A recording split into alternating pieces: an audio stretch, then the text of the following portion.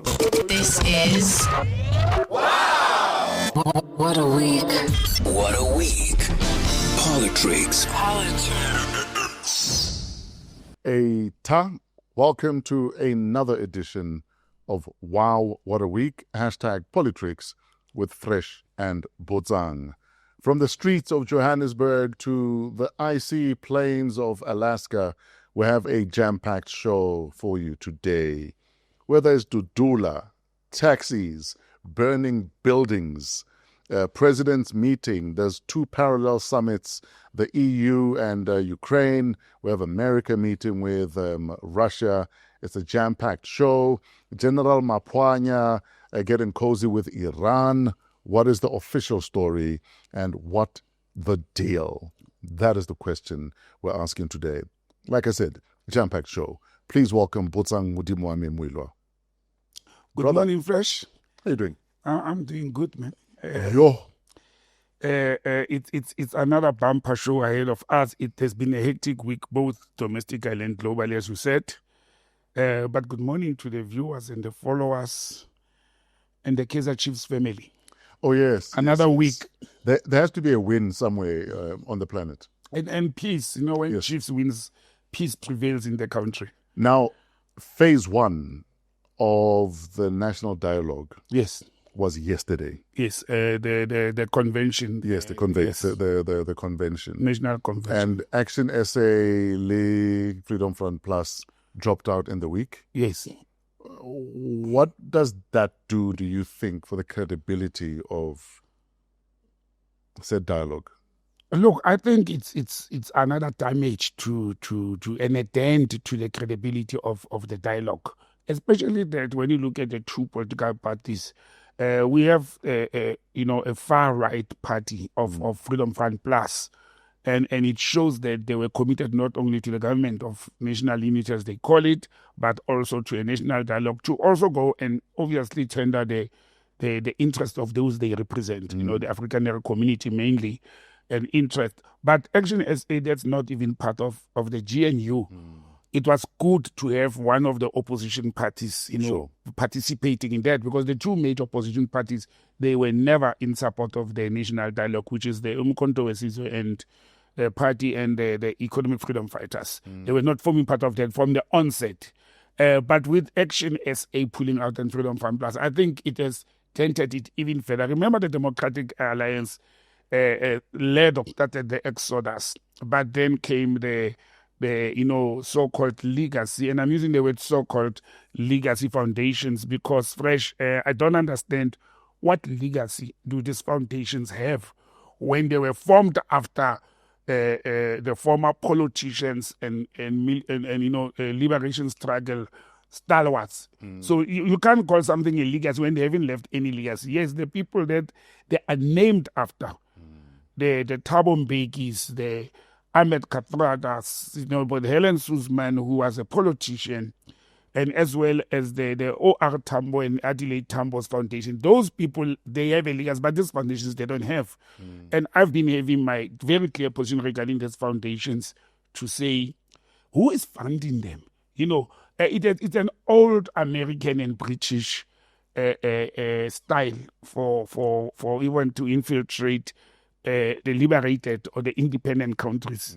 It has been their style to form the foundations in order to infiltrate them, in order to use the foundations to spy on the countries. Do you think they also use them almost as some sort of lobby? Yes, it's a lobby groups that they are using. That if we have an agenda, maybe you can help advance that agenda. One of the tools that the Americans used during the regime change that the last few years in Venezuela, Brazil, and in South Africa, people are denying that it was a regime change, but it was a regime change to remove Zuma and replace him with President Ramaphosa, but to also weaken the ANC and to make sure that it doesn't, revamp itself. They used lobby groups. They formed the so-called Save South Africa. What happened to Save South Africa? Zuma was removed. It collapsed its natural death. Who was in the forefront of Save South Africa? It was lobby groups. It was groups like the Helen Suzman Foundations, and they are funding them. Yes. But I think they're struggling with finances since Donald Trump started closing taps because most of the money was going. And we saw, even, I'm not making allegations, we saw on the Trump administration reports on how some monies that were meant for PAPFA, for example, and other activities in Africa, it actually went to fund these foundations. I mean, it's not me saying it, it came out of the American reports. But now I also think they wanted to be in charge and in control of the national dialogue because they were going to get money out of that or to keep the foundations running. So in other words, if they are participating, they will have money to can pay salaries of all these people who are sitting in those positions. But I think it's a dent, and I don't understand why. Look, we are late now. President Ramaphosa pushed for this. Sure. When there were questions and when there were challenges. Look, I heard a week ago President Ramaphosa the other Friday saying the people want this. And I asked myself, which people? Because majority of the people, whether it's general, whether it's organizations that I've heard talking about the national dialogue, did not want this whole thing. People says, we know what's the problem. We communicated our challenges by the way we voted last year. That's the dialogue. The dialogue is supposed to be happening in Parliament.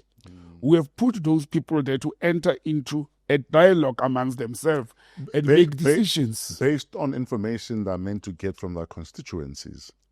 Exactly. Because surely if you're in touch with your constituency, Exactly. you can bring the data back to Parliament and say, these are the issues here. Exactly. Can we deal with them?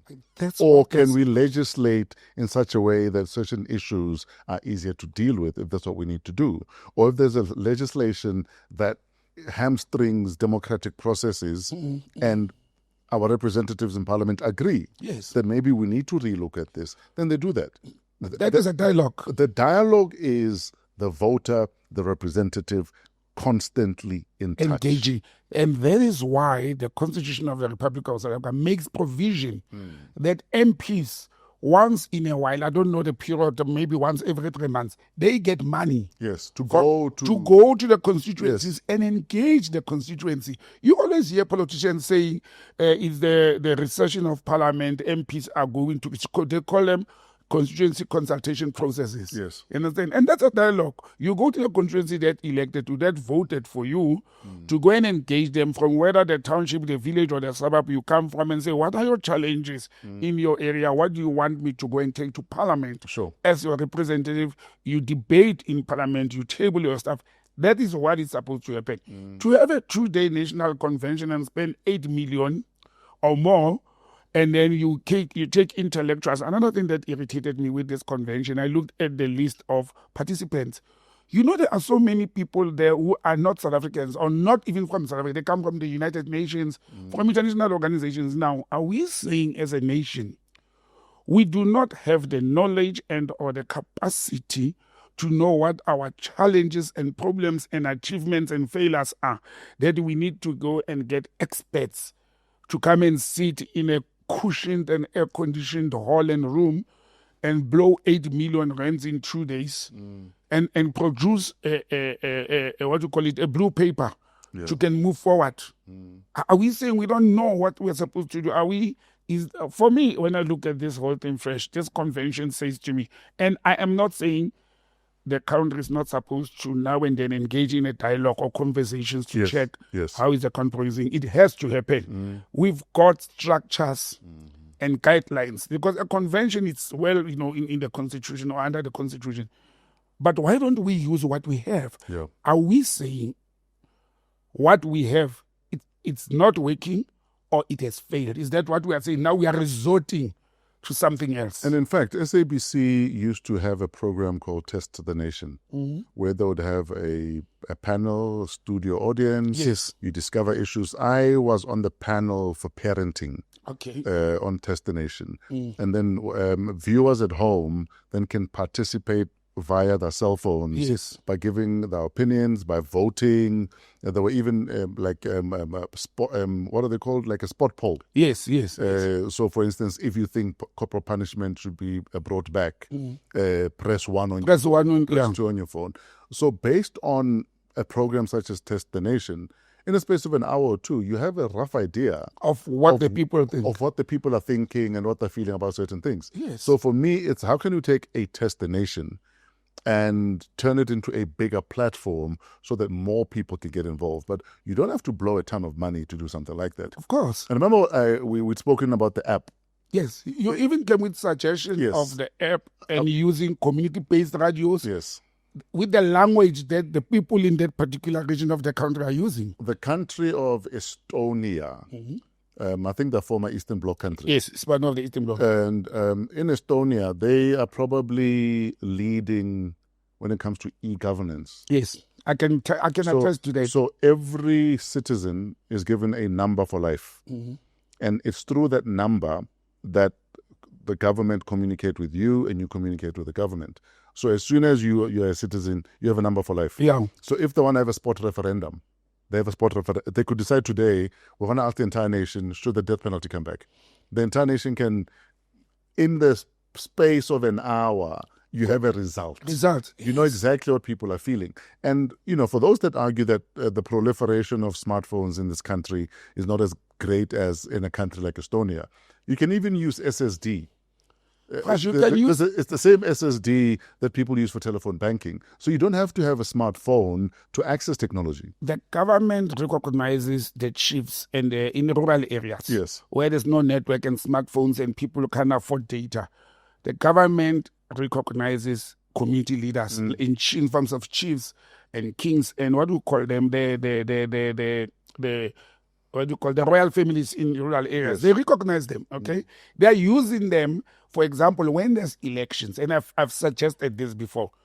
I've used the IEC, I've used post office in the past to say the post office in South Africa, as much as it's defunct at the moment, it had a footprint that no other organization had. That's why the person in the most rural area, I used the other day, Qacha's Neck, if you know that border post of Qacha's Neck between the Eastern Cape and Lesotho. Yes. It's on a rocky mountain, you can't drive a normal car there. The post office could deliver letters there, telegrams and everything, whether by bicycle or motorbike. Now the IEC, when there's elections, the IEC reaches places in South Africa that some of us, we never knew they are existing. So the network is there, the footprint is there. Why wouldn't we use those state resources? We will reach more audience and it will be much cheaper than sitting on a 2-day convention that is going to map the way forward. The way forward has been mapped by South Africans. Yes. South Africans have 5 basic things. And the government always talk about the 3 challenges we have: unemployment and health and education. Add security to that. Add infrastructure to that. The government, there's nothing beyond that the government is not knowing what it's supposed to be doing.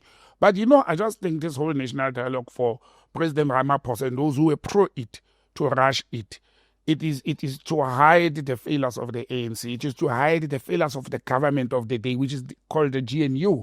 It has been a year old. People are saying no, but we must have seen a paradigm shift already in a year. I've seen one major shift in the political parties or the ministers from various parties exposing corruption and charging people and all those things. That's the shift I have seen. Yes. But the government as a whole, and which is led by the ANC, I think they're going to use this dialogue to as a campaign wagon. You understand? Because I think that's also what angered parties like Action SA. To say, but when they got in there, they started realizing that, no, but this is an election campaign towards the local government election. Because remember, I've always said, local government elections and are the closest to the people.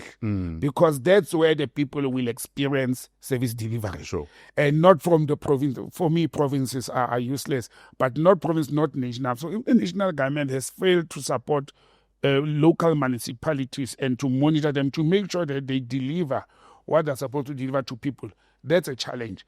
But look, we'll get the final document from next week, or I don't know how long it will take for them to can come with a final document that is going to guide the country on how the dialogue is going to unfold. Because personally for me, and I've said this before, I'm not anti the dialogue. I'm anti the way they weigh. But I think it is important that we find ways of encouraging people to let's conversate, let's Let's talk. converse, yes. Let's converse, let's share ideas, because it's only in sharing ideas and maybe convincing each other that your way is not working, let's try mine, that will move forward as a country. Exactly. And that's the only way. And again, we are a multi-party state. That's the other advantage. We are a multi-party democracy. So it doesn't matter how little you are, but you are there. The small voice gets listened to. Or sometimes a smaller voice, a softer voice makes more sense than a loud voice. And that's how we should have approached this.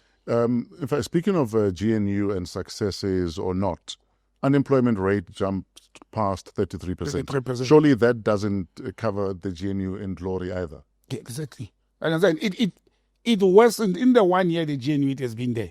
And we just heard the positive news from Mr. Ramkhopa, the Minister of Electricity. Yes. Saying that there's a possibility this winter may go away without us experiencing load shedding. But then on the other side, they banned diesel with 59 billion. 59 billion rands on diesel. Fresh, people just say figures. And it's okay for the minister to stand in front of the television and say we have spent 59 billion on diesel. Yeah. Who's the supplier? Who's the benefactor? Petro SA. I think Petro SA, if I'm not mistaken, are the supplier of diesel. To Eskom. Yes, if I'm not mistaken. I stand to be corrected. But the money we are spending now, we didn't fight load shedding. We have not defeated load shedding. If we spend more, but it's like having a Skoro car that you are saying my car has a valid disc, it's on the road, but it's spilling oil all over the road every day. You spend 10,000 rands of oil to keep that car on the road. Because I think they burnt 5.8 billion in diesel, but it dropped compared to the previous year. Okay. So it's not all gloom. It's still a ton of money. It's a lot of money. It's a whole lot of money. My concern is, I think the problems of Eskom are the same problems. And look, I'm not a technician or an engineer. The same problem as the water and sanitation issues. I listened to Mepe Majodina. There's a seminar, Africa seminar on water that President Mbeki, President Ramaphosa addressed in the last few days. What me and you spoke about and what I said a year ago, Mema Jodina was saying it. Yes. She stood up. I was watching TV. I'm like, our minister. I said this. You raised this a year ago. I even wrote to the mayor of Tshwane. Yes. Last year to say this thing of water shortages, it is planned, it is criminal. Mema Jodina came and said it's criminal. It is the water tanker suppliers who are damaging infrastructure in order to sell water to the municipality. You don't need a scientist to have known that. They created a problem and the government only accepts now after over 3 or 4 years of water shortages. But where are the visionaries in government? Where are the intelligence gathering people? Because intelligence is not only military and spying on people. You gather intelligence of economic nature, for example, intelligence of protecting the assets and the infrastructure of the state. If you don't gather that in the government of Gauteng, municipalities and metro, they don't even know the list of properties they own. The government does not know how many properties in Johannesburg, the city, which building belongs to government. They don't have, an inventory of what they own. Now, when do you gather intelligence? When do you gather, it's like having your own house, but you don't know how many rooms are in the house. You are just living there. You only know the two that you own, the bedroom and your TV or maybe the kitchen. Understand? And we're sitting with that situation where the government cannot manage its assets because they don't know their assets. And now what they want to do is to outsource the assets or the responsibility of government to private companies, and they spend more money, the money that we don't have. In fact, it's something we were discussing on the radio show this morning. I think Minister McPherson was lamented this earlier on, that taxpayers have spent 779 million over 5 years on private security for 318 state-owned properties. Yes. Why are we spending so much on state-owned properties? Why is there no internal security force? I've always said, why are they outsourcing the security? And then we found an oil well machine, and I'm not here to glorify and praise the apartheid regime, but we find an oil well machine because the apartheid regime had to protect government buildings instead of us terrorists, in inverted commas. And when I joined government, I always tell people, and even if they harassed me, those white African males with deep voices, they harassed me. The security guard of a government building I first worked at was an employee of the department. Yes, he was staff. He was a member of staff and the cleaner. Why now we are paying so many millions, as the Minister of Public Works is saying this, and we outsource this companies that are actually still even failing to render that security? Wasn't it the EFF that fought for that in the city of Johannesburg? Yes, in the city of Joburg. Why are we outsourcing certain roles that we can internalize and pay people better? Despite even paying them better, there's an element. It's not just paying them better. There's a security element in hiring your own staff. One, you vet them. Two, you control them. And you can even alternate them if you think security is compromised. To avoid familiarity. Exactly. Yes. You understand? That's one of the things you can do by employing people. But also for the well-being of those people. They will have medical aid, they will have pension fund. While if they work for Botsang's company, he's not paying them well. They start taking bribes. But Botsang's company is still getting paid 20 or 30 grand per guard. Yes. That poor guard is taking home 4,000 rand. Exactly. You understand? And no benefits. And that's the challenge. I don't know why are they being stubborn about this whole thing. I thought because they're creating employment and opportunities for small business. For their own companies. For small business, and also it's not even small business, Fresh, because when you listen to small business companies, they are lamenting and complaining that they are not surviving. They are being choked because the government is delaying to pay them. They have to pay kickbacks to civil servants. Politicians take the cut of what they are supposed to be doing. We created a problem by doing these tenders and outsourcing services of government when we could have kept it inside government and protect government buildings, protect government assets. Exactly. And I mean, the other day I was arguing with people looking at a photo of a police station in my hometown in Randfontein, and it has a photo that said protected by or guarded by. I'm like, look, even police stations, they outsource, security companies to protect the premises of the police. Are we so brazen as a nation that we will even go and rob a police station? But it actually leads us to what we're going to talk about now, the general lawlessness that we're currently seeing. Whether it's taxi violence against e-hailing, whether it's Dudula, hijacked buildings, people feeling entitled to stay in government buildings for free. For free, yes. And when we say, please evacuate the building, you would rather burn a building down, which is also servicing your entire community. Yeah. Then be a law-abiding citizen. Exactly. When did we get to that where the entitlement is brazen? I think it happened when the government failed to enforce the law. When the government fails to control and manage people as prescribed by the law. Yes, you can't change people. People must be free. But the government says, I'm offering you accommodation. This is a government building. It's accommodation.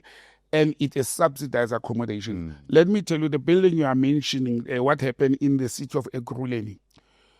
Government had a lot of buildings in many cities. In Tshwane is also there, where employees, previously it was employees of government, it was benefits to the apartheid regime created these buildings and these homes for civil servants to stay there with a subsidy, just like the military people, even for normal civil servants. So you will find that next to Home Affairs or next to EMS, the emergency services, they will have flats or apartments where civil servants can stay there, especially those that are recruited outside the province to be within the vicinity of a working place. So how did non-civil servants end up staying in a Home Affairs building? In what happened in Ekurhuleni, I know one of it because I once had a small house there and I used to go there. So what happens is... So you were having Home Affairs the department or the civil service, EMS as an example of Ekurhuleni, will take one of their personnel and say, this is the apartment where the value of rent in this apartment is normally 2,500 rands. I'm making an example. But because you are a civil servant and you didn't buy a house, so that subsidy it's a benefit to you. So you can rent this apartment per month for 1,200 rands and we'll take it from your salary. So you're occupying the state building. Now Botsang leaves that house and rent it out. Yeah, because he can make extra money. And for 2,500 or for 2,000, he makes extra money and goes and stays with the girlfriend or with the boyfriend or somewhere else. Now, these people who have occupied those buildings, some are foreign nationals. Yeah. They knew that actually it's illegal what they are doing. Then they started not paying. They started not servicing. Sometimes Botsang changes employment, goes somewhere. These people are refusing to live in that building. What I want to know, though, is it's bad enough that there's a lot of government buildings that are owned by government, but they're not necessarily on an inventory list. Yes. Because maybe they failed to keep track of how many buildings. How many buildings they have, yes. At what stage does whoever's managing the inventory or the said building, is nobody saying, we have a problem in the building, guys? That people squatting or people not paying, let's deal with it. It does Because happen. Yeah. it almost feels like it's always reactionary actions that we witness, as opposed to, we can see where this is going. Let's nip it in the bud. No, but let me tell you why the government, they wake up very late. It's because those who were entrusted to manage that process became landlords themselves or became corrupt. You understand? They don't report on the... That's why So they saw an opportunity. They saw an opportunity. And there's too many changes of political office bearers and civil servants in the local government. The changes are too many. People are being moved around. Political parties are changing. You know, city of Joburg in less than 3 years, they've had 7 to 8 mayors. You know, that's the challenge. They lose track. And it's not so... The other problem is, we have left political office bearers to monitor these things. You remember what Kenny Kunen and I forgot I forgot his name, of the EFF, what they were doing with the buildings in Hillbrow and Joburg. You understand? That was wrong to be done by political. They are politicians. They are MMCs. Dr. Chwaku.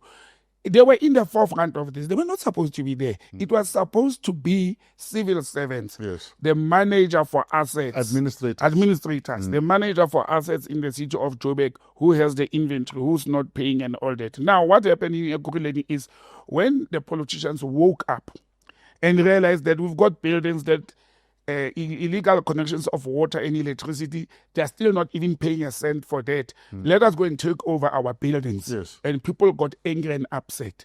Now, these people have been paying money, but not to the councillor, to someone. Yeah. You understand? So again, an element of corruption comes in. And that person is nowhere to. Some they don't even know who they are paying to. So you think the anger often is not that we don't want to pay. We've been paying. Yes. But just we there's no way of vetting that we're paying the right person. Some of the people are saying, your own people who works in that office, they are corrupt. They come here and collect money, but if you don't have evidence, if you don't have the receipt, if you don't have recordings. And this is the kind of lawfulness that we must instill in the minds of the people. To say, when Botsang comes and flashes his card to say, I'm a government employee, I'm coming to collect rent, you must be able to record in video or test that information. Our people don't have that responsibility. But also, Fresh, it's an element of chocho. You know, this thing of bribing. To say, instead of paying 2.5, this guy says I can pay 1.5. I'm paying it and I'm sitting comfortably. Now you inherit that lawlessness for over 3-4 years. You are continuing to do this whole thing. You are continuing. It's going to be a problem. Yeah. And you said it correct at the beginning. If the government does not nip this thing at the very beginning, we will have a problem. And like what happened in Ekurhuleni.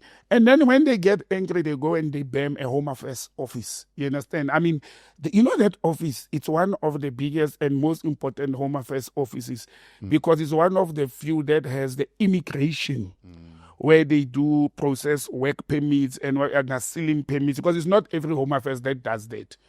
And they bend the building down with some of the most important information. What are safety and fire protocols when it comes to the safety of documents in buildings and offices that are document heavy? Yep. Because surely there should be precautions against in the event there's a fire, we know our documents are in a vault or they're safe or they're in a fire, in a fireproof environment. It's not just files and files and files waiting for a tragedy to happen. Because it doesn't have to be arson. It could be an electric fault that causes all of the data to go up in smoke. First, the other day I told you about when I entered my labor mat, I told you about my shock when I went to the labor court. Oh, that there were files in the files doors. To this day, on the corridor, I could go there and pick up a file.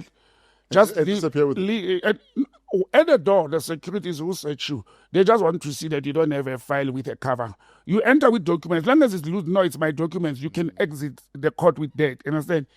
Let me tell you, when I was in government, especially when I started, one of the policies that the government adopted is what the banks are using, actually. If you work with, and I'm talking about my time in government, if you work with face value documents, in the bank, a face value will be a checkbook, you understand, a deposit slips and all that. In government, it will be passports, it will be paper that you print your permits on, a paper that you print the birth certificates on. Those are face value documents. And records of people's lives, like your IDs and birth certificate. They have there's a minimum security standards. Actually, intelligence called that document MISS. It's a minimum information security standard to say it prescribes. It even tells you the type of a safe you must use. Fireproof, waterproof, because sometimes, let's say there's a smoke detection in the building. And you will have those fire hydrants, the sprinklers. They will go off automatically. Now imagine if people's passports and birth certificates are lying around. Now things they are will burnt damage. or wet. Things are, like now in this building that us and whatever, criminals have burned in Ekurhuleni. Some of the documents were not banned, especially on the ground floor, according to the Home Affairs report. But they are wet because the firefighters had to spray fire in, and that building was petrol bombed, actually. But you can see the way the fire spread fast. Part of it was fueled by the availability of flammable things lying around. Whether it was chemicals, whether it was papers and all that. And that's the challenge of the government not adhering to its own rules. But besides that, ourselves, we cannot promote criminality. We cannot allow people to... Yes, I like it when people protest and when people rebel against an unjust government, but that's not where we are at the moment. If people are unhappy, they should not destroy their own buildings. Absolutely. And then, it was so sad. There were two couples there that were supposed to get married. And on the day at Home Affairs, they couldn't now have to postpone their wedding. Maybe one of them is dodging a bullet. You understand? Sometimes the good Lord intervenes in mysterious ways.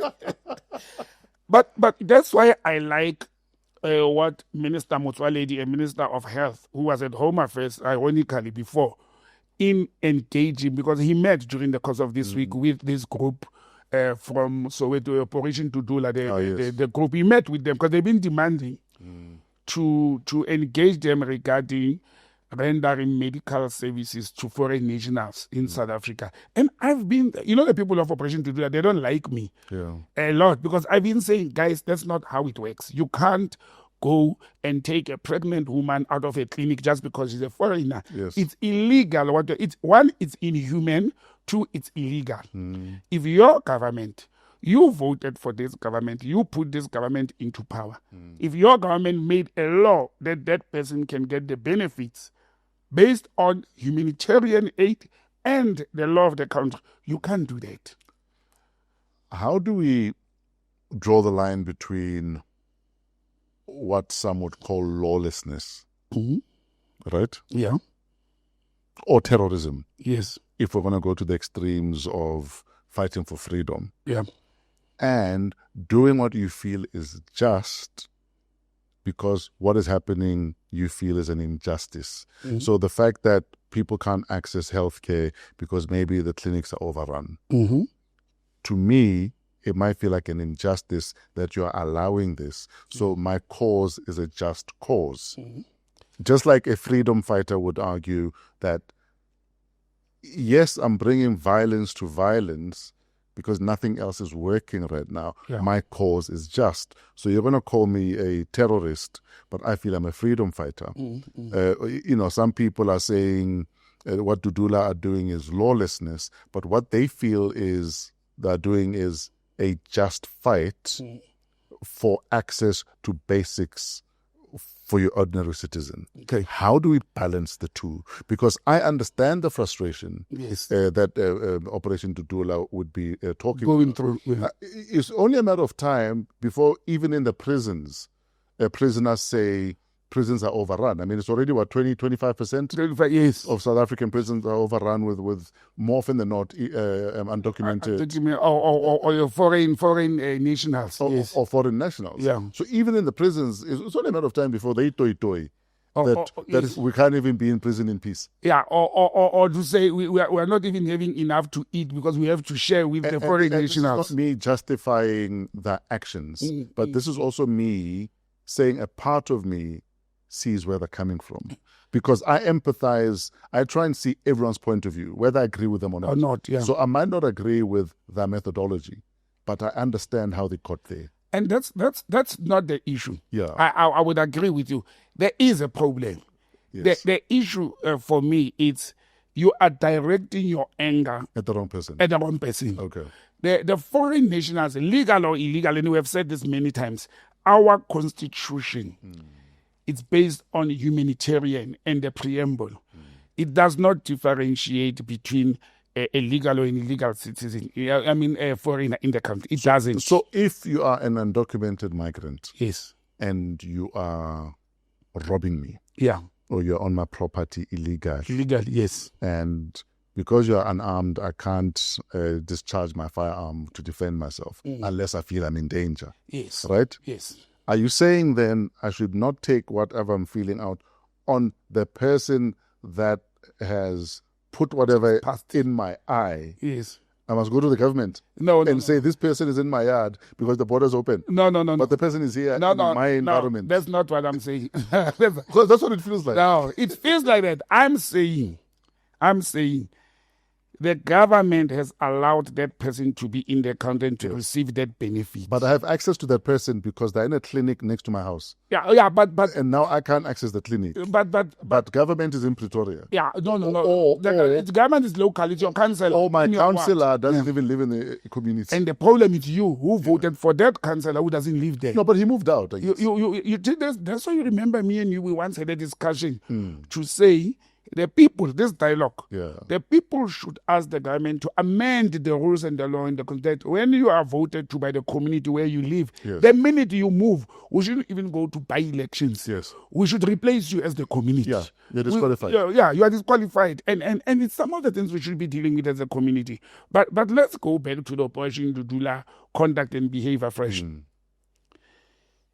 There is no evidence, slight piece of evidence in this country, and the Human Resources Research Council and the University of Johannesburg or Witwatersrand, one of the two, have done a research, and I've heard media houses questioning the Ministry of Health to say how many foreign nationals or the percentage are dependent on the government public health services. The Department of Health does not have those records.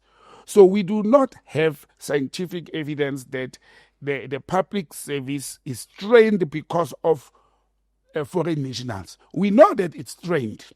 We know that even the current premier of you remember Popi, the premier of Limpopo was Ramatuba. Yes, Ramatuba. Yes. Was the MEC of health at some stage. And she complained that the hospitals in Limpopo are overrun and they are running out of medicine, they are running out of beds. And she went and she blamed foreign nationals. And I said, but Popi, the issue here is not that woman laying on bed, giving birth or receiving medicine. The problem is the law that you and your comrades and your MPs have passed to say they are entitled to this. You understand? Now, the people of Soweto, or wherever area Operation Dudula exists, they are frustrated because they are not getting services. They must take their frustration to the government because conducting an illegal and unlawful act, people may end up with criminal records. People may end up dying. People may end up injuring each other. And maybe my frustration is at a level where whatever happens, happens. Yeah, you see, when a country or a state reach that level, You know what I mean? yes, yeah. I would rather be jailed. I would rather have a criminal That record. jail me for fighting for access to basics. Basics, yes. That I feel I am entitled to. And to say to me, I must go speak to the government, or as some white people would say, speak to Mandela. You know what I mean? Yeah, and it shocked me when Minister Motsoaledi said to Operation Dudula, what they are doing is illegal, it's unlawful, and that law, you see that statement, that said, and that law will not change. That worried me for a minister to can respond that way when he's got the powers. He's a minister, he's an MP, he can take the proposals from Dudula to his comrades, to his political party, to parliament. He can table it to say, I'm constrained, and there's a problem, there's fire burning on the ground, let us change the law. Yes. Then he can go back and report back to Dudula and whoever, anybody else, to say, it's in the public space. You saw, I have done A, B, C, D, and D. There's a process to be followed, or they've rejected it. Then the people can react at that time. But I will not condoning attacking people, pregnant women, children, and all that. I will not condone that when the government is being unjust to us as a result. Because what is unjust here is not the benefactor. Yes. Fresh. It's not. The unjust is what the government is doing. The law is unjust. It's unfair. I've made an example in the past. Quickly.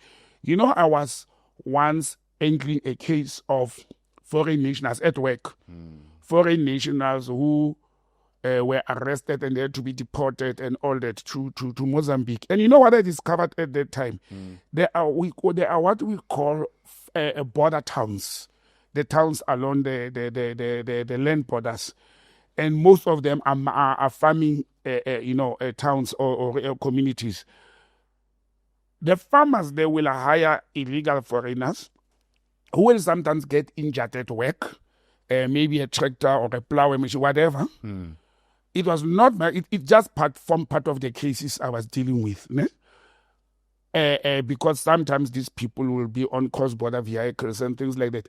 And you know what they will do? They will claim from Road Accident Fund, RAF. The farmers will tell the workers, illegal, number one, they work for them for cheap labor, to go and say they were injured on the streets. Yes. Understand? So they can claim from RAF. So who's doing this unlawfulness? It's us as South Africans.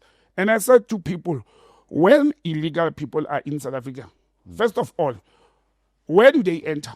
They pass border guards and soldiers. Or even if they go through the border, they pass immigration officials. Then they get arrested. Then they bribe the police. Sure. Then they come and live with us in our communities. Where do they live? Whose houses? Whose backyard? Us. So we are actually the problem as South Africans. We are creating this. It is a South African soldier, a South African police, a South African immigration official, a South African police commander, a South African immigration officer at Home Affairs issuing fake passports or fake residence letters. It's us.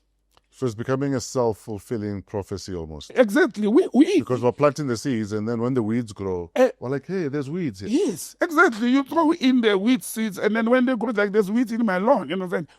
Every illegal foreigner who came to this country, one way or the other, whether he jumped the fence or he came on top of a crocodile, one way or the other, was aided by a South African. So, one way. Even when they live amongst us, the people of Operation Dudula, they are saying these people must not use health services.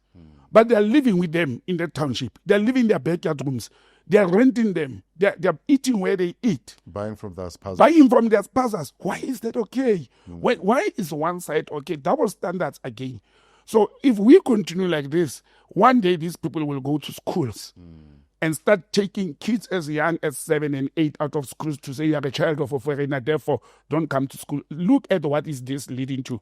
The government has to intervene, and they must intervene now. And the only way to do it is to change the law. So if you are in a country illegally or you are undocumented, Yes. you're committing a crime. Already. Yes? Already. I guess. Yes. Now, Section 42 of the Criminal Procedures Act allows for a citizen's arrest Yes. if you believe that there's a crime being committed. Committed, yes. So are you allowed then to go to an undocumented migrant and say, show me your documentation? In the absence of the documentation, I am going to detain you until the officials come and deal with the situation? How would it work in terms of the Criminal Procedures Act, Section 42, that allows a citizen's arrest? I'm not a criminal. No, but I'm just saying. I'm not like that. However, it's a complex one. Yeah. First of all, you must have identified that person as a foreigner. First of all, before you even ask for the ID, where does a normal layman get the skills and the knowledge to say, but Fresh looks like a foreigner, or he's a foreigner, and I'm going to ask him for documents. And I said, I've been stopped many times being called, look where I look West African and all that. Where do you get the skill? You need a skill to be able to do that. But let's say you found a weak person, and then he takes out a document and show it to you. I can tell you, Fresh, you, where you are sitting, you do not know how to verify that an ID or a passport it's a valid one also. You don't have that skill. You have never been trained in that. Now we are now leasing the work of law enforcers. If you say as a suspect, you can't as a citizen arrest. You can't arrest a suspect or a person on the basis of suspicious.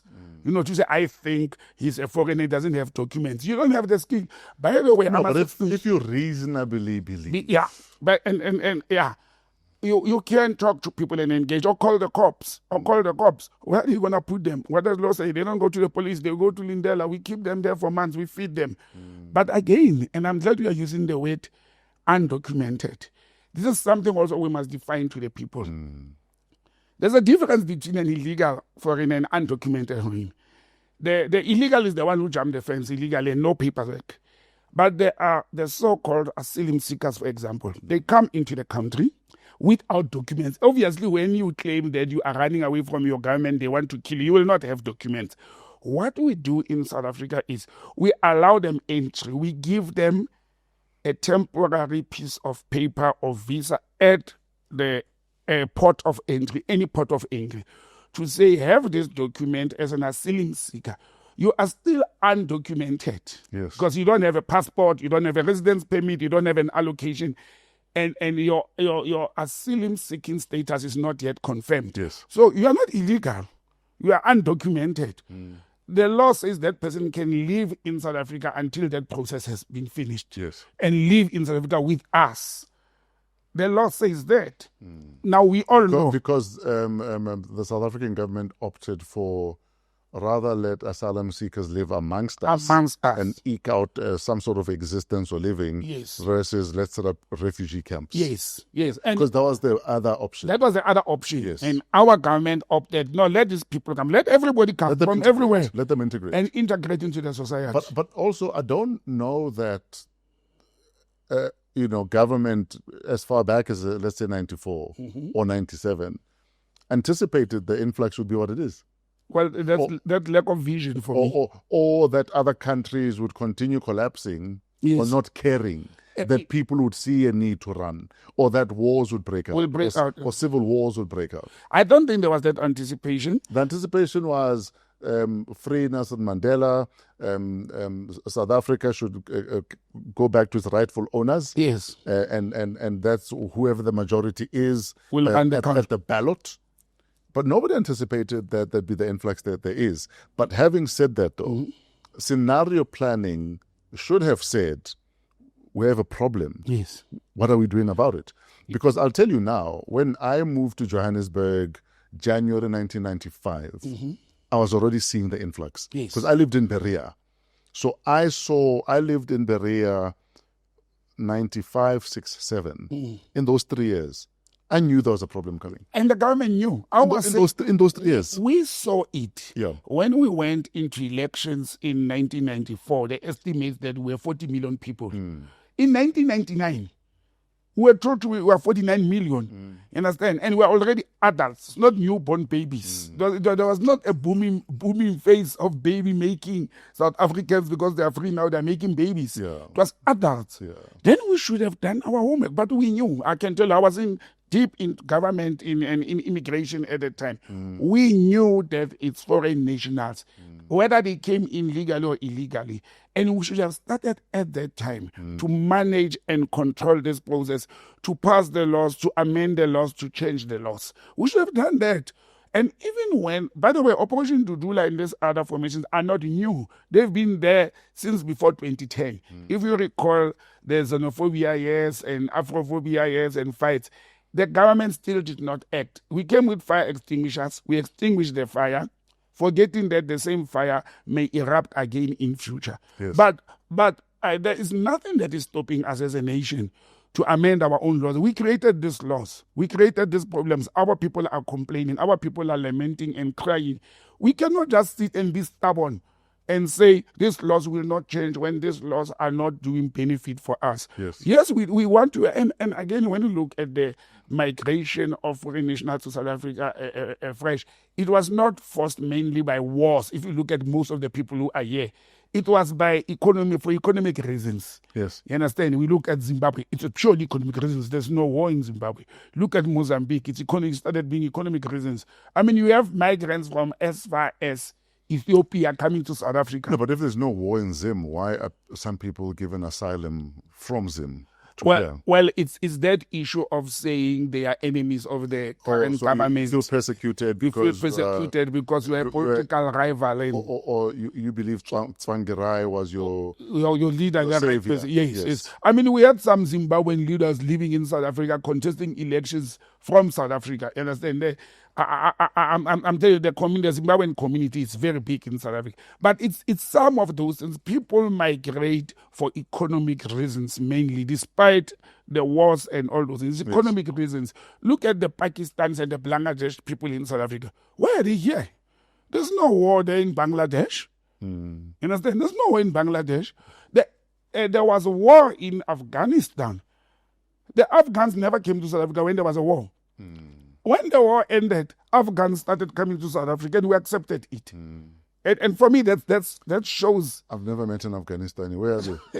There's a lot of Afghans in South Africa. But the other thing about this, most of these foreign nationals and communities, they live amongst themselves, especially from the Arab nations or Muslim-speaking nations. And East Africa. Yes, that's East Africa. Ethiopia, they are Arab-speaking countries. I spoke at a school in the Yeovil area, and there was a massive Ethiopian community of students at that school. Yes. So they live amongst themselves. Only our neighbors, Zimbabwe, Mozambicans, Botswana, Lesotho, because we look the same, we speak the same, they integrate into the community. And the bravery of the Pakistani and Bangladesh nationals to own all spaza shops in townships. I mean, they don't look like us, they don't talk our language, but 3 months in the country, we find a Bangladeshi man speaking Setswana more than me and you. And that's the challenge the country. So we need to nip this in, but my appeal to Operation Dudula and the people know what the law says. Push the government, push the police, push the minister. Don't attack individuals. Because one, it's inhuman. Two, it's illegal. And let us push our government and not the benefactors of this whole thing. Should they push the government to change legislation? Yes. Or should they push the government to enforce the current laws? Because South Africa has incredible laws. To do 3 things. Yeah. One, to render services. Yes. If we need aspirin at the pharmacy or diabetes tablets, make sure they are there. Make sure they are there because you know the demand. 2, enforce the law.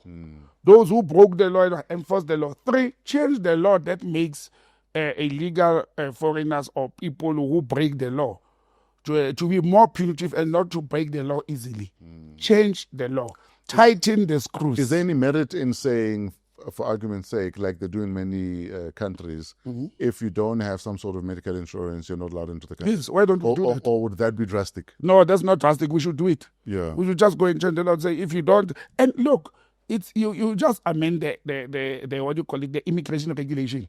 To say to come to South Africa, we can even, for example, Zimbabwe nations, and I'm using Zimbabwe as an example, they are allowed to visit South Africa on a visitor's visa up to 90 days. And now they change a little bit in the last years to say now it is to the discretion of the immigration official. So the immigration official can say, I'll give you a visitor's visa because you are just visiting, but I'm not giving you for 90 days. Yes. You are allowed up to, but I'm giving you 1 month. Those are the easy things you can change to say, we don't allow visas from a country that we have problems with immigration problems. You can change that immediately. Then we can impose rules like to say all foreign nationals, all, and we must say all, coming to South Africa, you are going to require a security or in a sense of health insurance. Why don't we do that? Other countries do it. All other countries except the Republic of South Africa does that. To get into another country, you need a health certificate. In countries like Botswana and Mozambique, and I'm not going far, I'm talking next door, you also, even if you drive, you also need a third-party insurance for your vehicle. Yes. In case you hit somebody or somebody's livestock or somebody's car. You pay a road tax. Yes, you pay road taxes, you pay third-party insurance on top of it. There's a third-party insurance that they require for your vehicle. Yes. That is not registered in Mozambique to enter that country. That's the things that we can implement as a nation. Yeah. It will limit and reduce the strain that politicians are talking about to say our coffers and resources are strained. When we have an opportunity to can make money, why don't we impose visa fees? Why are our visas free? Yeah. Visitors visa. I mean, if somebody told me a visa to go to America, it's about 5,000 to 10,000 rand, depending on what in rents. A visa. Why don't we impose visa fees and make money to have more policemen and boots on the ground to can chase the illegal ones? Okay. So basically, we need to fix the issue of enforcement. Yes, it's enforcement. That people must know that we don't mess with this place. Exactly. Because you'll get caught and you'll be dealt with. And will be dealt with. Because I think a lot of the audacity comes from knowing that these ones balashli. Yeah, no, South Africans, no, they're easy. They'll even put me in prison and I'll have rights, and then the judge will tell them, but you can't bring this person to prison. And in fact, in prison, I'll have 3 good meals. Yes, possibly. Nutritious meals, not just meals. And Very there's an nutritious. NGO that's going to fight for me. Yes. That I'm not deported. That you are not deported. The NGO says, but you can't deport this person. There's problems in Zimbabwe. They're going to kill him. And that's where we are. We created our own monster. And we are even failing to break down this monster where we are. Yo. Now, we've been talking about lawlessness. Yes, sir. And I know you'd also wanted to touch on what's happening with e-hailing and the taxi industry. Oh, yes. We don't have a lot of time. Okay. So you can touch on it briefly if you still want to touch no, it. but it goes back to lawlessness because people are saying the e-hailing vehicles are not regulated. They are regulated. The fact that, what is regulation? The fact that you issue a permit to a vehicle to operate e-hailing, whether in Tshwane or Joburg or Cape Town, it's regulating that per se. You regulate how? By form of issuing a permit. The taxis, you regulate by issuing a ranking or a permit to say you will pick up people at this rank and drop them at that rank. That is regulating. So, again, it's lawlessness of people who are competing, because we are a capitalist society. It's competition. Let us be realistic. E-hailing came in and it rocked the transport market. It rocked it. Often the taxi industry will argue that, but you guys are cannibalizing our roots. Or you were not here when we were building this thing that is now an industry. So who are you to come and cannibalize our industry? What do you say to that argument? What do they mean? Who are you when we are all South Africans and we are entitled? We are a free country where we are entitled to have business. These are people who own this e-hailing vehicles are members of our families. I've got family members who are having e-hailing services. They need to eat, they need to feed their kids as well. They saw an opportunity. You understand? What stops them from doing that? Why is the taxi industry wanting to monopolize it? You remember before the e-hailing, there was also a battle between the minibus taxis as well as the so-called meter taxis when they became on fashion in the 80s, because they were not on fashion meter taxis until the government intervened and said meter taxis will operate from these points only and use these routes only. Then it subsides, then came e-hailing, but it's also moving with technology. You understand? It's also for the safety of the people. Look, also when you look at this industry of taxis, they didn't regulate themselves well. They are failing to even control that. Have you seen how some minibus taxis are like on the road? The door doesn't close. the car does not have proper braking system. And if I don't want to be in that car, I have the freedom to be in any other alternative mode of transport that I prefer as a citizen and as a human being. I can't allow people to be, act unlawfully because they are competing for business. We can't do that. And also it shows the failures of government to can provide. But look, I must protect government also where they provided, like, for example, Rea Vaya in Soweto, Hariyeng in Tshwane. The taxi industry choked the government to say, you can't bring these buses. They are going to take people from us. And you know what did the government do? Yeah. It started bending to the demands. They've created, this is what they've created, a culture of entitlement and demanding. Because at some stage, taxi people wanted a share or a cut on Rea Vaya. To say, we want a share and a cut. So what is the government there for? Let the government then leave and let the taxis run the transport mode, land transport mode. Let them leave if you are going to bend every time. And it's like us in podcasts. SADC saying to the government, close this podcast, they are taking viewers away from us. It doesn't work like that. It's competition. You must up your game. That's why the radio stations now, they have podcasts. As we are speaking on radio, they are recording videos for YouTube and for those things. It's competition. That's why we call it competition. We are competing for the market. Absolutely. So people doesn't have to like it. If I beat you in doing business, it's me. Yeah. Yeah. Let's keep it in JOZI, the battle for the soul of the ANC in Johannesburg. Yes. Morero versus Loyiso. Yes. Yes. Again, it's that thing of the ANC not being able to sort its factions problems up. Dada Morero has been a mayor of Joburg recently, and he's the leader of Greater Johannesburg area. And in fact, 2 days ago, he was celebrating or marking 1 year in office. Yes, you did say that to me. I mean, he has not done well as a mayor, but he's being challenged by his own members of the party, and it's the factions of the ANC that Loyiso has come up to challenge Dada for the chairmanship of the region. No, this is happening. My concern is it's happening. Well, I'm not concerned if whoever wins, but my observation is it's happening at a very critical time when the ANC may lose Johannesburg on coming local government election. 1, 2, they want to reclaim city of Joburg after the local government, because right now Dada Morero is sitting there as a candidate of the ANC, but for a coalition that they have in city of Joburg. Okay. And the DA is bringing in their super mama Zili to come and contest. They've confirmed it. And Action SA, on the other hand, had said, Herman Mashaba said, if Helen Zili is going to contest, and he's also coming back to contest Helen Zili and to take over Joburg and finish what he had started. So I don't think the ANC, with their infighting, are doing themselves justice, especially for if they want to reclaim city of Johannesburg. But I don't see them doing that.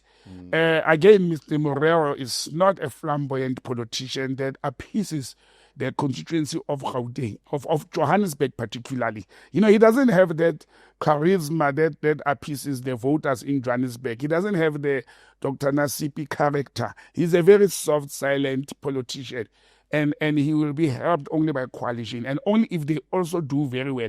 I doubt the ANC will. I think they are going to be worse in the next elections in Johannesburg. They will be helped by the votes from townships, particularly Soweto. But if you look at areas like Alexander, Diepsloot, which are part of Johannesburg, I think they will lose a lot of votes there to other political parties. Now, whatever the result is in Johannesburg, yes, do you think it'll somehow have a ripple effect on national? It will. Johannesburg is the heartbeat of the South African economy. We look at the population. You look at how it influenced the province. Yeah. It will definitely have an effect.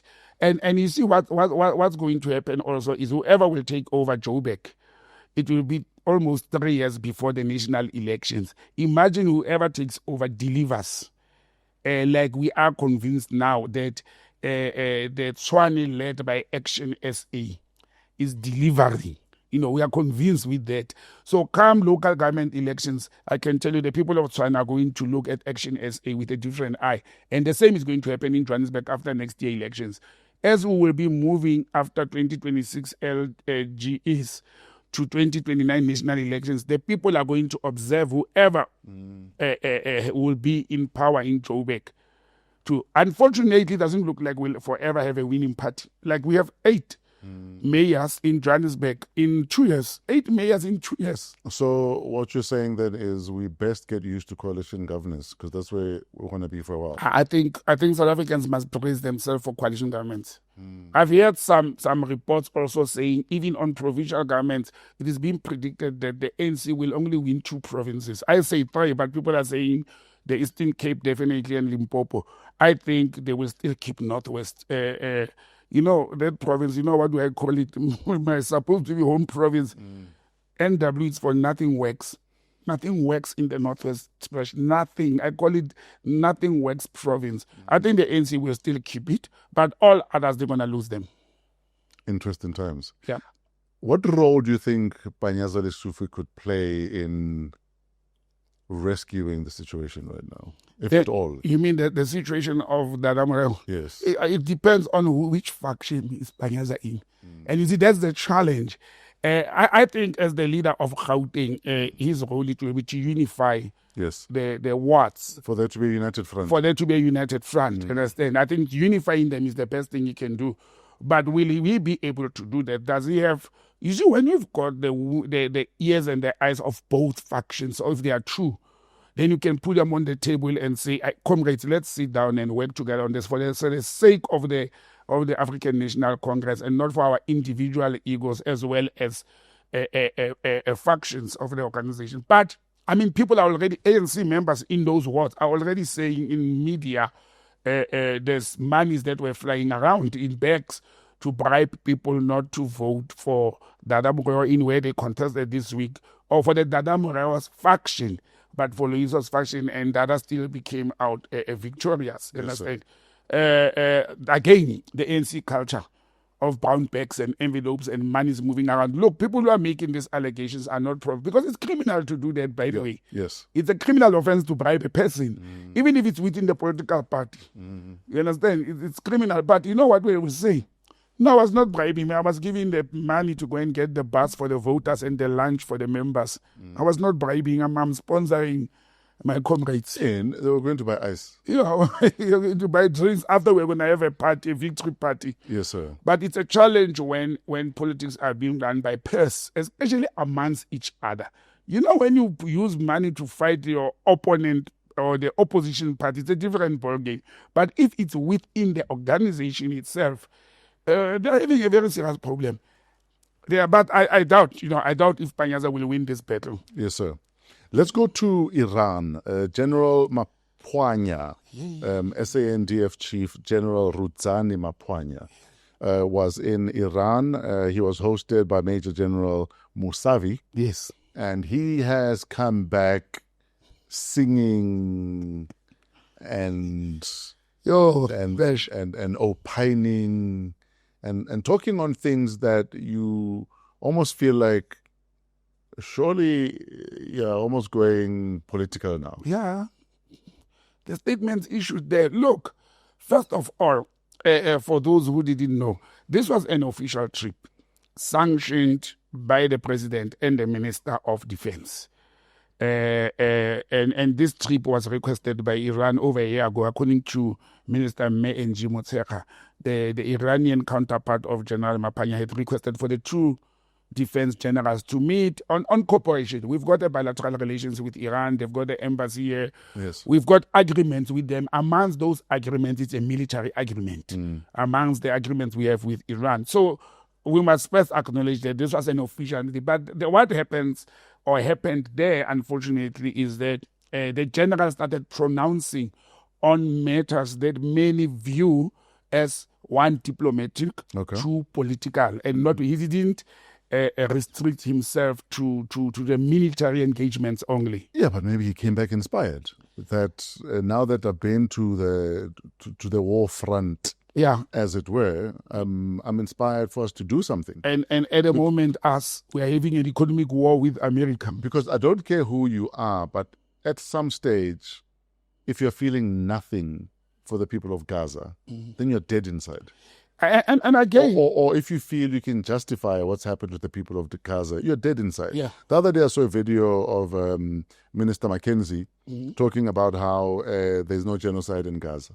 Yes, I remember that video, yeah. And also wanting to justify Israel's actions. And for me, I felt like for a person who grew up in apartheid South Africa, where you are persecuted, where you are apartheided, to look at other people going through the exact same thing, if not worse, and and feel like you can justify it, justify the violence. For me, it feels tone deaf. Like, how much were you paid to look the other way? To look the other way, yeah. And look, you always say, when there's a price tag, and I always say, when it comes to principle and other things in ethics, there's no price tag for me. I will not turn my head or my feelings or thinking because there's a piece of money next to me. For instance, on my Instagram stories, every single day, I will post something about either Free Palestine or what Israel is doing is wrong, that it's a genocide. I've got friends who have unfollowed me. They think I haven't noticed because they maybe have Israeli friends. Yeah.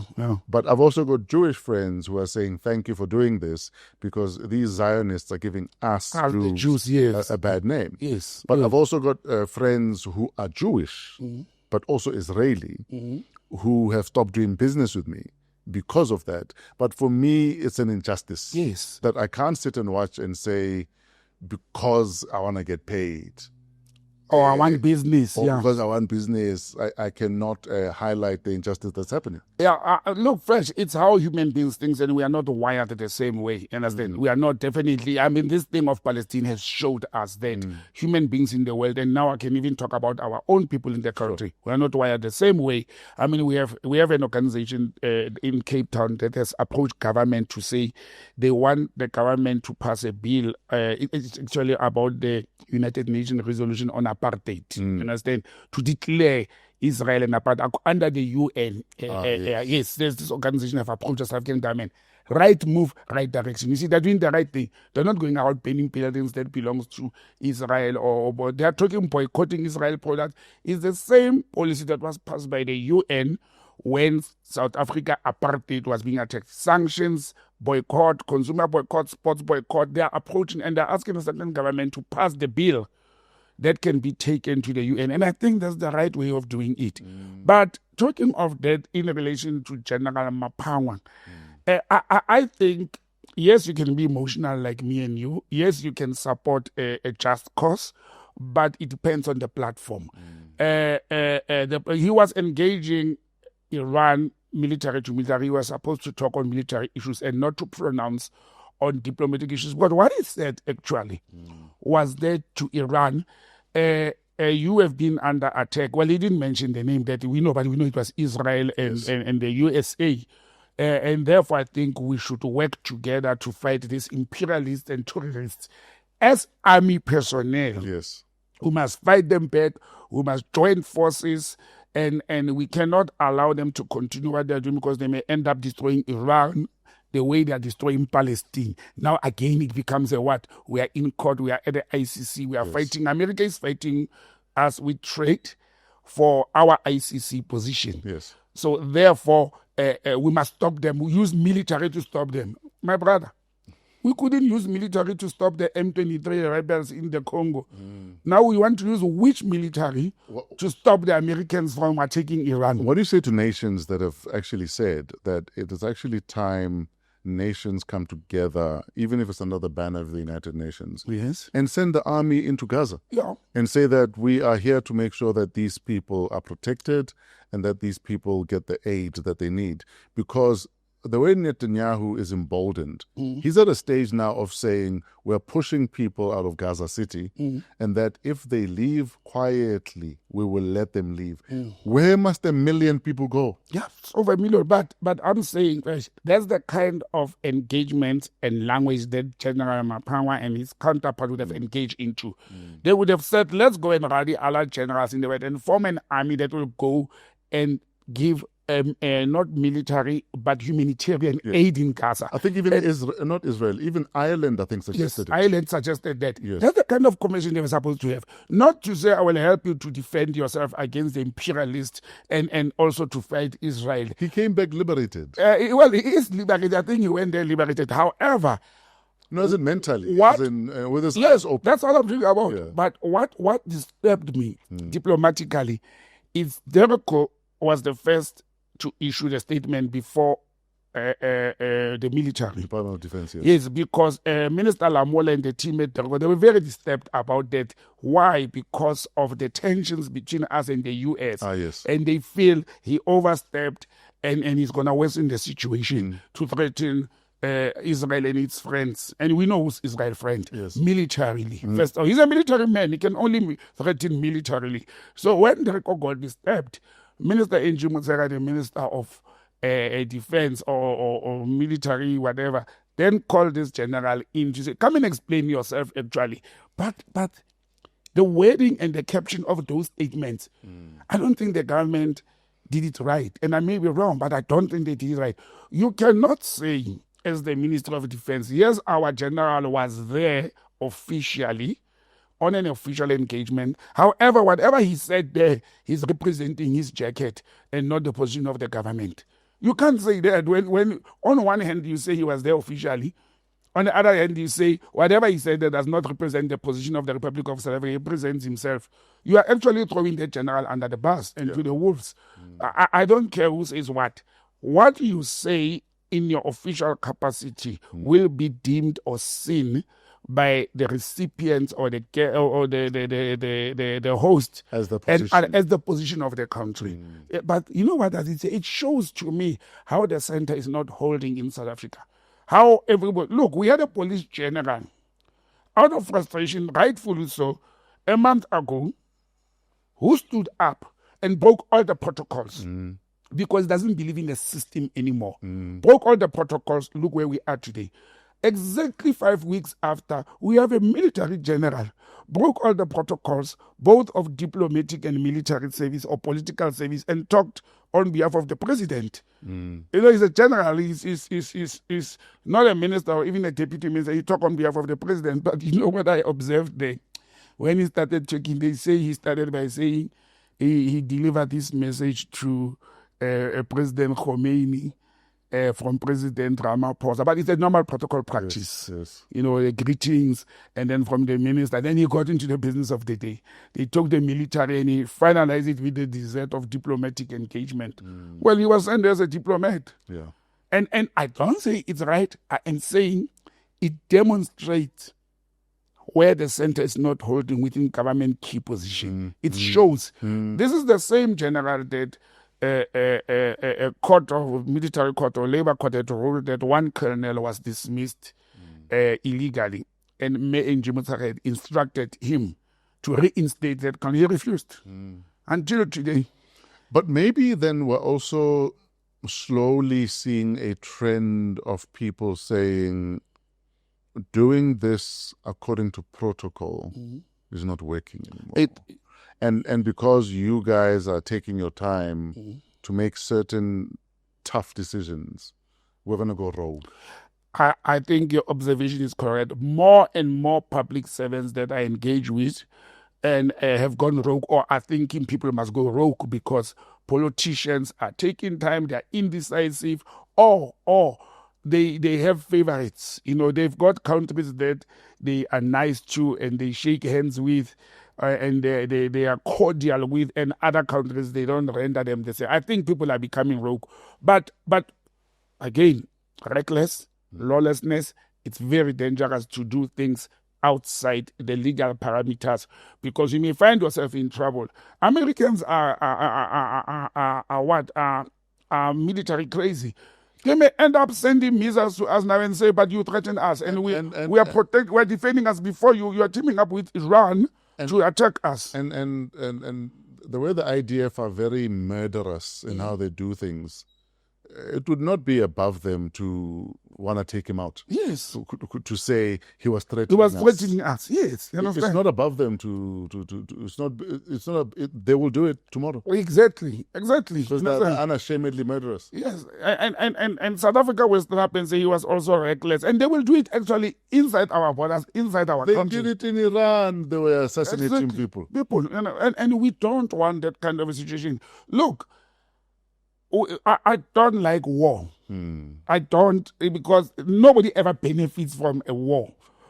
However, we should not be afraid to be bold and straightforward with our sovereignty and independent position as a country. We should not be afraid to do that. But we should not do it recklessly. Sure. And also both the general and the two departments, Dereko and the military, I think they are not handling this whole thing. You know, they should have twisted this whole thing. They should have become diplomatic. They should have come out and do what the Americans, IDF is doing, to say, no, he's quoted out of context. Yes. He's misunderstood. It's fake news. Yeah, or no, or he said what he said, then you explain the position of the country. What he meant was, it may have been captured wrong by the media houses. So basically take a leaf out of their playbook. Yes, do play their game. Do what they do. Because they break international law and then lie through it. You can even go ahead and say he didn't mean to attack. He meant to Iran. As our friends, we've got a military agreement. Here is it. We have 16 agreements with Iran. One of them is military. This, it says, we will help each other in advancing technology and defending our countries. Now they've just been attacked by Israel and by America. South Africa, we have the technology that we can help Iran with. You can twist this information and say it like that. Don't come out as a country and say our general that we sent to Iran for military cooperation. What he said there is not the position of the country. I would have not done that. I would have come with the correct version of the country's foreign policy. What do you think is going to take for countries of the world to decide that, listen, Israel, we've tried talking. We've tried to appeal to the human side of you. And the way now people are being pushed out of Gaza, but the world continues to just watch. But there's countries like the Maldives that have been taking a stand against Israel for years. I think the first time was 1974. Yes, yeah. Where the Maldives had a fallout with Israel. With Israel, yes. And 2012, I think they kind of fixed things, but things were just, we will cooperate. Yeah, the cooperation, yes. The Maldives have now said we don't any Israelis are not welcome in our country. In our country, as long as you hold an Israeli passport and Gaza is being genocided, we don't want you in our country. Want you in our country, yes. What do you think it will take for the rest of the world to be that bold? Money. Decisive leaders and money. What is happening in Israel is money. The Zionists have money. And they are running quite a number of governments. That's why they fund political parties even in South Africa. So that decisions must not be made by those countries. Yes. Understand? To take bold decisions. So you need bold leaders like the Maldives have, and like the leader of Namibia is showing, a scared these days. Understand? And they will need that, but it's money. All this whole thing, it's money. They are controlling the economy of many countries in the world, directly and indirectly. Yeah. And these countries that are depending on the reserves banks and the development banks that are owned by the Zionists in the whole world are not moving to can unite. And the unity, that thing is the unity of all other countries that have been making noise. We will see after September when we return from, what do they call it, the United Nations summit or whatever sitting. We'll see all these countries that are making noise now, like France and most of the EU countries who are saying enough is enough now with Israel. Maybe now that it's being said by the former colonizers and the imperialists and those who started the war, because what is happening in Gaza, it was started by the United Kingdom or Britain. Yes. It was started by them. They are the source of what is happening During the today. Ottoman Empire days. Exactly. So we will see after the UN, but for as long as we are waiting for September and the UN must sit down, Israel is continuing to kill people and to starve people in Palestine. No, now they're pushing them out. They are pushing them out. If you recall, Israel pushing the Palestinians out now, whose agenda was it? Was it not Donald Trump who said they must leave and he wants to turn that into a resort? Israel is actually doing the ground and dirty work for the Americans. They've been emboldened. That's why they carry on with the audacity that they do. Exactly. Armed by who? By the Americans. But I blame, in the bigger scheme of things, every member of the United Nations. All of them. Because international law has been flouted by Israel for almost 70 years now, almost 80 years. Yes. That they've been given the middle finger to the UN and the rest of the world since time immemorial. Why remakala now that they continue as emboldened as they are? I don't think people are surprised now. South Africa stood up and made noise. I think it's this thing of saying if they do that to Palestine, who's next? The day Palestine is wiped off. Because they don't care. Yeah. And for instance, I mean, on the radio show earlier in the week, we were speaking about how in Alaska, Putin is meeting with Trump. Yes. And one of the concessions Trump wants Zelensky to make is that whatever land you have lost, leave it to Putin. Russia must keep it. For peace sake. That's a crazy precedent to set. Because then what stops other nations from doing the same? Yeah. What stops South Africa from saying, actually, and Eswatini, we want to occupy, take part of or the whole of Lesotho. We want to what stops Botswana from saying, in fact, Caprivi Strip is ours now? Yes. And go back to that Namibia and Angola, can you guys leave us alone? Leave us alone. It's a crazy precedent that would be set. Well, look, we'll hear when they are finished on Sunday because, they're meeting. Then after, maybe they will meet Zelensky. I don't think Zelensky and the EU are going to agree to that. And I don't think they should. And not agreeing to that, then the war is going to continue there. Yeah. Again, it is to satisfy Donald Trump's ego. It is to satisfy Trump. He's chasing his Nobel Peace Prize. I brought peace. He's campaigning. It's part of his campaign for this Nobel Peace Prize. Yeah, and on a serious note, I don't see this war ending after the engagements between President Trump and President Putin this week. I don't see it ending. Look, Russia is not going to withdraw, even from the more captured. Remember, it's no longer along those two regions only. There's more now. They've captured more. And Trump wants a share of the minerals from Ukraine. Understand? So these two world leaders, the US and Russia, I don't see them backing off. But I know that President Putin is going to tell Trump, stop arming those people. Then this thing will be sorted because and the EU cannot afford to arm Zelensky. They can't. EU itself is struggling financially, and the way politics have changed in the EU, they will lose elections. There's political chaos in EU member states, and I don't see them. I mean, America play economy with military arms. Yeah. I don't see this happening. But and on the next coming Tuesday, I'm invited by the TRT World to go and discuss the M23 now inclusion in the DRC. We'll talk about it next week. Yes, sir. But you know what's funny? When they contacted me, I said, are they watching hashtag PoliTricks? Because you remember how many times we have said, how do you engage in peace deals in DRC and you leave M23 out? Absolutely. Now they've been brought to the table. Yes, sir. Yeah. But maybe let's hope it will be the end of the battles this weekend and there'll be peace in the world. There will not be peace in the world. Except in the Middle East. Israel is not going to stop unless they are forced. For as long as Trump is president, the world is going to change in a way that things will never be the same again. And it's for the Americans to also decide whether we can afford another 3 years of Trump, or that impeachment is the only solution. Why will they impeach him for? I don't see them winning. The guy is smart. When they get close to that, he will change things. He will start doing things to calm them down. But the point I'm making is the world will not be a more peaceful place after Trump leaves office in 3.5 years. It won't. Well, we know it won't be the same. When President Trump came into office, I said that man, like it or not, like him or not, he has pressed that button on the computer, reset. The situation will never be the same. Ever. Whether it's economically, military. He's the man who talked peace. I don't fight, they must stop the wars. He's fueling the wars. He's talking something and he's funding the wars. He's arming the warmongers. And again, you ask an important question. Why did the world sit? I mean, we have got big militaries that can take America up. If you look at China, Russia, India, only those three countries, they can take America up together. They can take Israel. They can actually send armies and everything else into Gaza. If armies of the world decided we're going into Gaza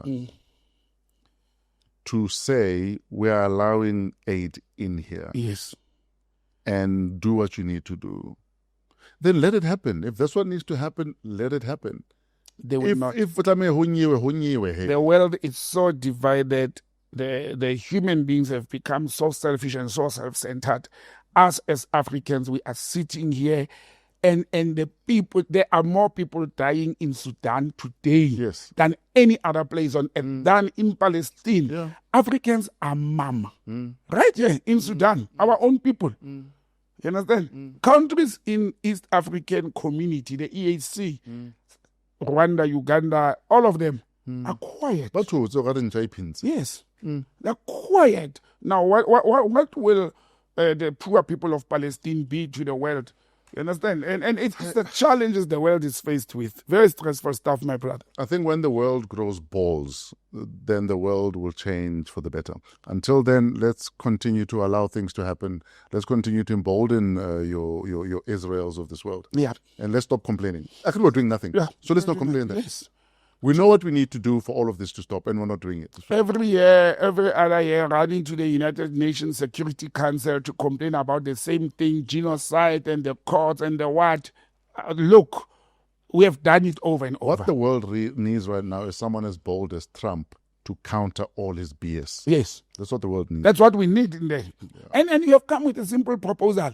Why don't 3 major countries that are pro-saving lives in Palestine send their armies and military equipment? We're going in there. We are going in there to protect the Palestinians, to feed them, and to make sure foreign aid and humanitarian aid comes in. That's simple as that. We are not going there to fight Israel. We're creating a corridor for aid to come in here. Exactly. Because we're sick and tired of the BS and the genocide. Yeah. Until that happens, nothing changes. If nothing changes, we're out of time. So thank you, Fresh. Where do we find you online? botsangm@gmail.com, and on WhatsApp it's 083-884-7787, and at Botsang M on social media handles.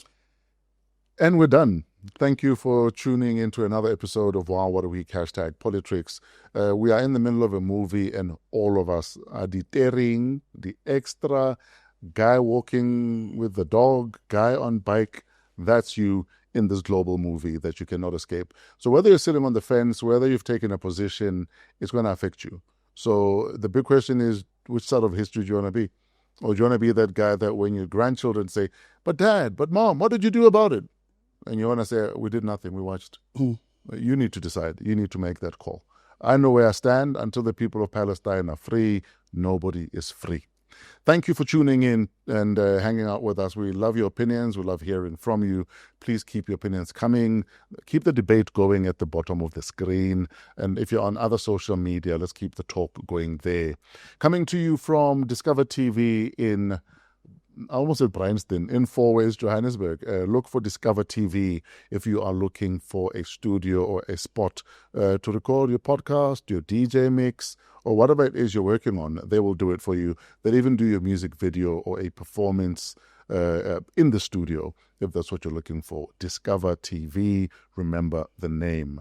We're part of the Africa Podcast Network. Email us at waw@africapodcastnetwork.com. Shout out to Trevor and his crew at Pezulu Works for all of the cinematography. Kelezo Modisakeng is our executive producer. YBF does all of our social media. Till next week, have a wow week in spite of yourselves. We're out of here.